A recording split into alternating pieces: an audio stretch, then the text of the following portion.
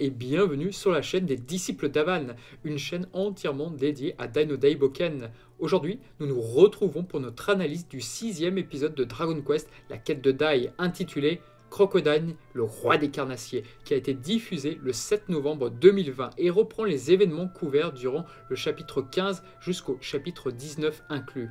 Nous vous rappelons que vous pouvez le regarder en simulcast gratuitement en 480p sur ADN ou une semaine plus tard sur Crunchyroll en HD 1080p. Les épisodes sont aussi diffusés sur la chaîne J1 tous les mardis à 18h30.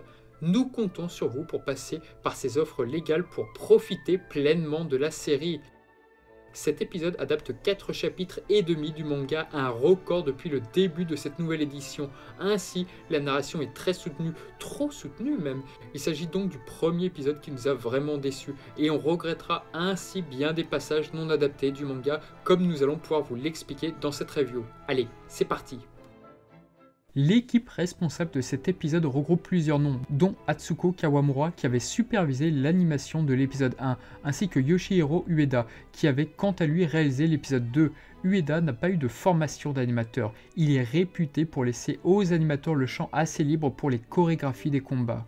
L'épisode 1 ayant été terminé en mai, la production de cet épisode 6 devait avoir commencé avant cette date pour que Kawamura puisse corriger les dessins des animateurs. C'est une animatrice formée par Araki Productions durant les enquêtes de Kindaichi, mais ce n'est que sur One Piece qu'elle fait ses premiers pas en tant que directrice de l'animation à partir de Impel Down. Parmi les animateurs, on peut citer qu'un Français, Sanda, a également travaillé sur certaines scènes du combat contre Crocodile. On peut souligner que Sanda a notamment animé le Haki des rois de l'épisode 937 de One Piece. L'épisode débute tandis que Dai prépare sa barque pour quitter l'île d'Ermline suite à la mort de Maître Avan. Dans le manga, il y a une case dans cette scène qui n'a pas été adaptée présentant Pop dans l'armurerie de son père. L'épisode 9 de l'anime de 1991 présentait également ce passage. Et il y avait d'ailleurs ajouté des bandits chahutant notre pauvre Pop. C'est à ce moment-là que Maître Avan arrivait pour le défendre et faisait sa connaissance. L'ancienne adaptation proposait également un développement du personnage de Gome-chan. En effet, on pouvait le voir demander à Papy Brass d'accompagner son ami, mais le vieux Majimol refusait. Gome-chan se cachait alors dans le sac du jeune Dai, sans que personne ne s'en aperçoive. D'ailleurs, en parlant de Gome-chan, nous n'en avions pas parlé lors de nos précédentes reviews, mais il est intéressant d'indiquer qu'il est ici présenté comme un mâle dans les sous-titres français, tandis que dans le manga, il s'agit d'une femelle. On pourra également regretter le manque de fidélité lorsque Dai et Pop quittent l'île. Le manga proposait une belle planche avec Maître Avan dans le ciel qui avait été repris lors de la première adaptation. C'est typiquement le genre de détail qui rendait le personnage d'Avan aussi important dans le récit et rappelait à ses disciples d'être à la hauteur de son héritage. Dommage. Alors qu'ils se retrouvent dans la forêt maléfique pour se rendre au royaume de Romos, Dai et Pop se rendent compte qu'ils sont complètement perdus. Et comme on pouvait s'y attendre, on perd là encore quelques chamailleries. Et oui, rappelez-vous, dans le tout premier épisode, nous vous indiquions que dans le manga, Dai était parti à la poursuite des faux héros en dehors de son île en utilisant une chimère. Il en avait ainsi profité pour essayer de dessiner une carte. Évidemment, la carte était complètement fausse et Pop se disputait avec son ami sur ses talents de cartographie.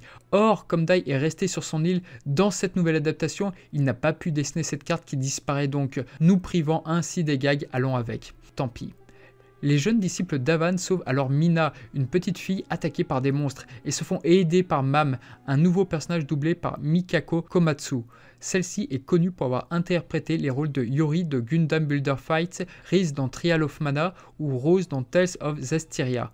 Il est intéressant de noter qu'elle interprétera Rebecca, l'héroïne dans Eden Zero. Pour l'anecdote, elle avait passé l'audition pour son rôle de Mam, elle avait entre autres joué sa première rencontre avec Pop et Dai. L'épisode tente de conserver l'humour de base propre aux années 90, durant lequel Pop va toucher la poitrine de Mam sans savoir qu'il s'agit d'une femme. Cette version de 2020 ne nous offre qu'un son humoristique, mais dans le manga c'est bien différent. En effet, il y a une case dédiée qui sera d'ailleurs reprise dans l'anime de 91, montrant de façon plus explicite la maladresse de Pop. Cela pourra certes contenter les fans attachés au matériel d'origine sans froisser les autres sensibilités, mais cette direction nous interroge sur de futurs personnages bien plus portés sur la jante féminine que Pop. Nous verrons donc ce que cela donnera par la suite. Bien que Mam invite les deux amis à rester au village de Nail, Pop décide de décliner l'invitation prétextant préférer l'accueil du palais plutôt que d'un simple village, ce qui va évidemment vexer la jeune femme. La relation conflictuelle entre Mam et Pop est plutôt bien représentée, bien qu'elle devait être plus électrique. On regrette ainsi certaines planches d'origine qui promettent des échanges musclés entre les deux personnages. Juste après le départ de nos deux héros, Mam découvre dans leur sac Gome-chan qui était caché à l'intérieur. Dans le manga, cette scène a lieu plus tard, tandis que Mam est rentré dans son village. Toute une autre partie autour de ce personnage a donc été supprimée dans cette nouvelle adaptation. Dans cette scène, Mam était présentée comme la protectrice du village et comme un véritable pilier pour les villageois. On pouvait ainsi y voir sa force, mais aussi sa compassion envers les autres, en offrant des herbes médicinales pour la mère de la petite fille qu'elle venait de sauver. Espérons que ce traitement sera réalisé lors du prochain épisode, car il est fondamental pour le personnage. Nous arrivons donc à la partie qui fera grincer des dents bien des amateurs du manga, à savoir l'introduction du personnage de Crocodile. Il est doublé par Tomoaki Maeno, que l'on connaît pour ses rôles de Veldora dans Moi quand je me réincarne en Slim, Konro dans Fire Force ou encore Kinro dans Dr Stone. Il possède naturellement une voix assez grave, mais on sent qu'il se force énormément pour interpréter le roi des carnassiers, ce qui en surprendra plus d'un.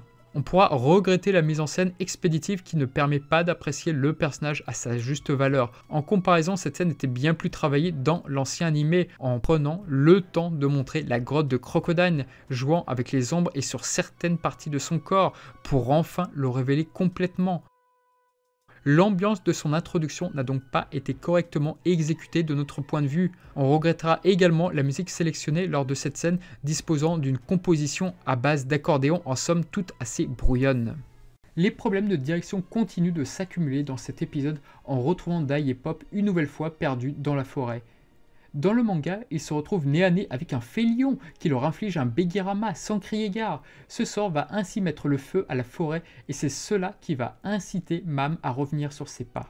Cette confrontation permet aussi de comprendre que les monstres en dehors de l'île peuvent être redoutables et utiliser des sorts de haut rang. Le niveau de dangerosité avait d'ailleurs été souligné lors du dernier plan de l'épisode 10 de 1991, présentant un superbe plan dans lequel nos deux héros sont en bien mauvaise posture. Mais ça n'est pas tout, et oui, bien qu'assez puissant, le fée-lion sera arrêté en plein combat par un simple cri de Crocodile résonnant dans la forêt et annonçant sa venue. La créature en tremblera de peur et s'enfuira immédiatement. Toutes ces scènes ne sont pas adaptées dans cet épisode et c'est bien dommage, car d'une part, elles personnifiaient le caractère hostile de la forêt maléfique, mais aussi et surtout car elles permettaient de faire monter la tension avant l'entrée en scène de Crocodile. Ainsi, toutes les scènes permettant de créer une atmosphère pesante pour introduire le roi des carnassiers ont soit été mal exécutées, soit carrément supprimées. Une terrible déception. De plus, lorsque Crocodile arrivera enfin devant Dai et Pop, c'est lui qui annoncera l'organisation de l'armée du mal, à savoir les 6 armées et leur constitution. Comme nous l'avions évoqué lors de l'épisode précédent, à l'origine, c'est Adlar qui réalise cette présentation, ce qui avait bien plus de sens en sa qualité de commandant du mal. Ce n'est pas la place de Crocodile d'expliquer tout cela à Dai, et bien qu'il liste effectivement les différentes armées dans le manga, il ne rentre pas dans les détails. Encore une fois, un bien triste choix réalisé dans cet épisode. On ne comprend pas pourquoi les scénaristes ont fait l'impasse de cette révélation par Adlar, absolument iconique dans le manga. Pop décide d'abandonner Dai, on le voit d'ailleurs courir, là où dans le manga il n'était déjà plus là du tout. Quelques petits détails par-ci par-là, mais qui entachent la fidélité du matériel d'origine. Le combat entre Dai et Crocodile débute et permet de bien mettre en valeur les techniques d'Avan, notamment à travers leur effet graphique qui reste très appréciable.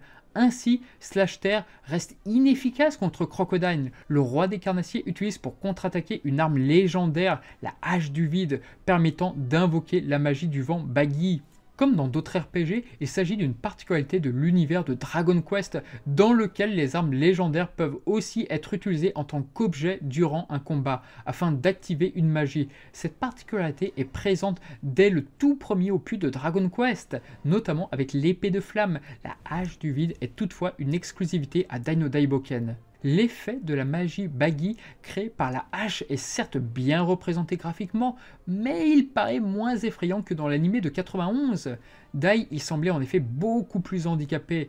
Différents effets du combat sont aussi discutables. Par exemple, l'effet de l'image rémanente de Dai, elle n'est pas très impressionnante, et son coup de pied contre Crocodile, l'envoi est un peu trop loin pour une créature de cette carrure. En ce qui concerne les seiyuu, la voix de Tomoaki Maeno fait débat au sein de notre équipe. Ainsi, même si le combat est intéressant, nombreux seront ceux à regretter la voix de Banju Ginga.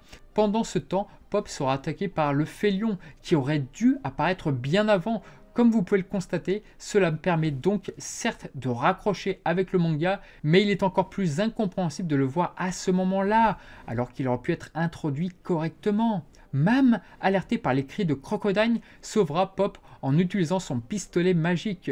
La réalisation de ce passage est assez étrange, étant donné qu'elle pourrait presque nous faire croire qu'elle s'est volée. Nous supposons que cela a été fait pour rendre les aptitudes de Mam impressionnantes aux yeux des spectateurs, mais cela sonne assez faux tout de même.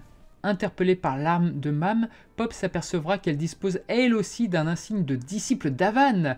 D'ailleurs, quand il s'en saisit, il pelottera littéralement Mam, et là encore, cette scène a été adoucie. À la base, cela était bien plus explicite, une scène qui donne une idée sur le niveau de censure morale qui s'est imposé sur cette nouvelle adaptation. De son côté, le combat de Dai continue, tandis qu'il réussit à blesser Crocodile avec un Strashmare en transperçant son armure. Pourtant, le roi des carnassiers contre-attaquera immédiatement avec une technique spéciale, le souffle brûlant.